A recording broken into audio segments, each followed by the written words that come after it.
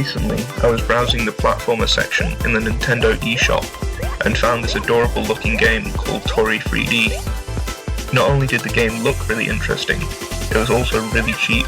At only 89 pence, I just had to pick it up, and I certainly wasn't disappointed.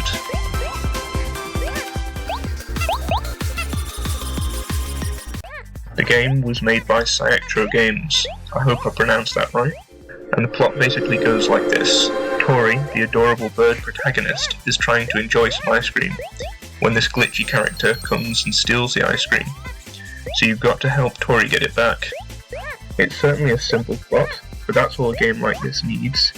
It could have just dropped us straight into the action, but it gives us a reason for our adventure, a goal to work towards.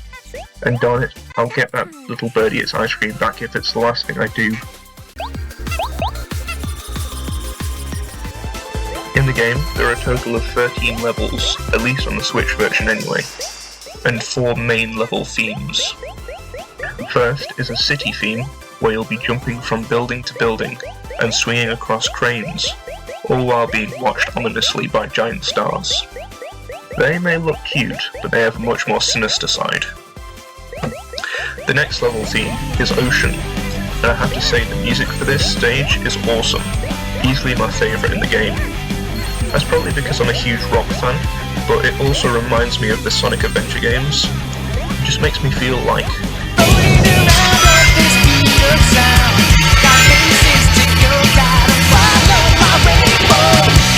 Sorry, I couldn't stop myself.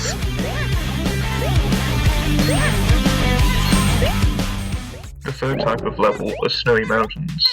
These are also great fun.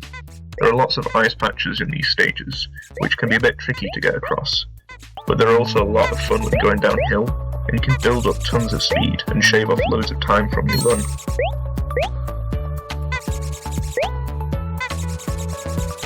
The fourth theme is a motorway. It can be a lot of fun, but it can also be very annoying since some of the platforms move about, and you have to be at the perfect spot at the perfect time to make it across quickly. But other than that, these are a great set of levels.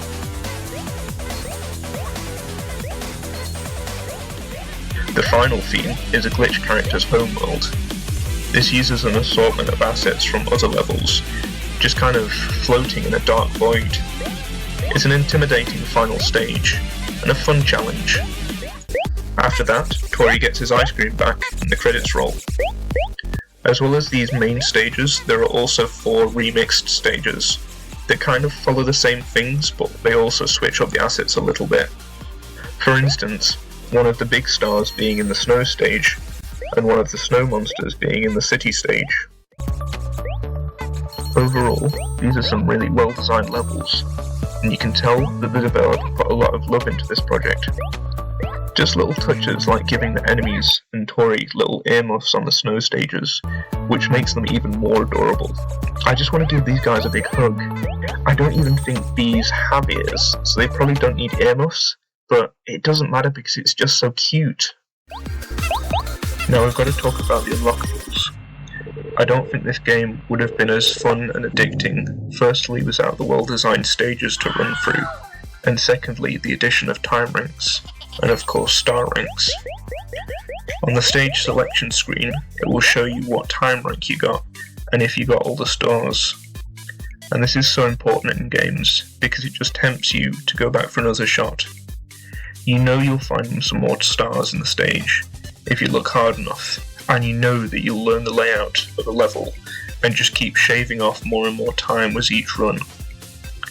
And if that wasn't enough to tempt you back in, the game actually rewards you for your persistence. If you can find every star in the first set of levels, you unlock a character from one of Cyaktro's other games called Macbeth. And if you can achieve an A or an S rank in the first set of levels, you can unlock Tasty, who is basically a sentient bowl of ramen. And oh my goodness, just when I thought this game couldn't be any more cutesy. Like, who gave this company permission to make characters this adorable? It's also just really amusing sometimes. Like, did you ever think you would see a bowl of ramen, Naruto running up a treadmill, and then being launched into the sky? That's certainly not a sentence I ever thought I'd say, but hey, here I am experiencing it. and that alone would have made me want to buy this game.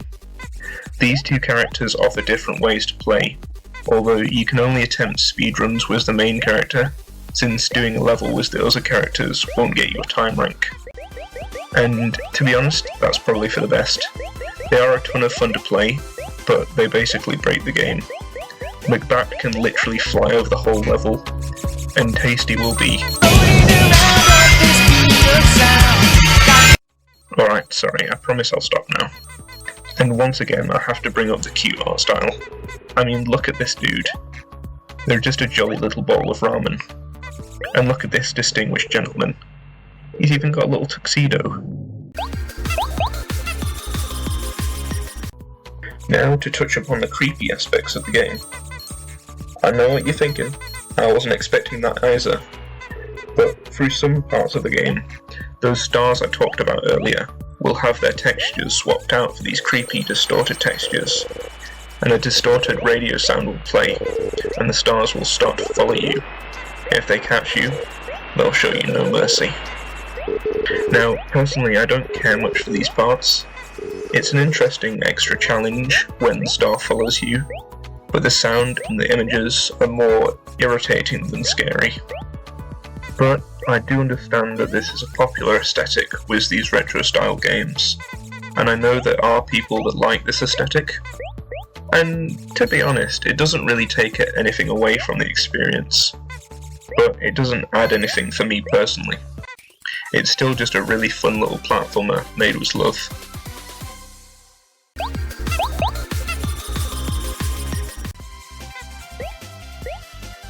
Overall, this is a really awesome little game, and honestly I would have paid more for it, so the fact that it's only 89p makes it even better. There isn't a heap of content here, but what is here is really well designed, and as I said before, the game's levels will keep enticing you back into them because of how satisfying it is to finally be awarded with a new rank after you've been trying countless times to improve your run. I definitely recommend you to try this game if you've got a Nintendo Switch, or even if you've got a PC, because it's also available on the website itch.io. Thank you very much for watching. I understand this is a bit different from my usual content, but I just really enjoyed this game. It just stuck with me because of the superb gameplay and its endearing art style, and I just thought, hey, I'd really like to make a video about that. There are a couple of other people that have covered this game as well, but I appreciate that you've come to look at my review, and if you enjoyed, please consider liking, subscribing, and leave a comment down below if you like, and I will see you in the next video. Bye.